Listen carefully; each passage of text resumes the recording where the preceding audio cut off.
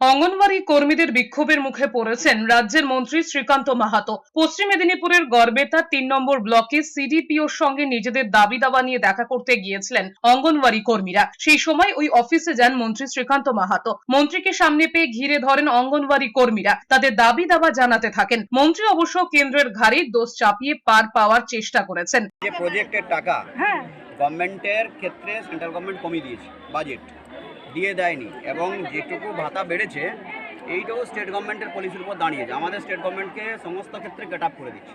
আমাদের সিডিপিওর কাছে যখন আমরা কয়েকজন চলে যাই, উনি পাশ দিয়ে বিডিও অফিসে ছিলেন, উনি নিজেই এসেছিলেন আমাদের কাছে যে জানতে যে আপনাদের কিসের জন্য আপনারা জমায়েত হয়েছেন।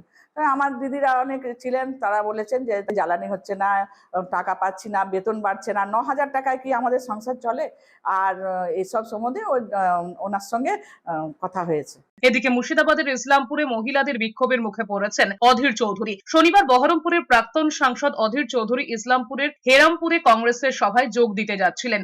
অভিযোগ, তখনই ইসলামপুরের গোয়াসায় অধীর চৌধুরীকে ঝাঁটা দেখায় মহিলারা। গো ব্যাক স্লোগানও দেওয়া হয়। বিক্ষোভকারীদের অভিযোগ, অধীর চৌধুরী বিজেপির দালাল, সাম্প্রদায়িক সম্প্রীতি নষ্ট করতেই ইসলামপুরে এসেছেন।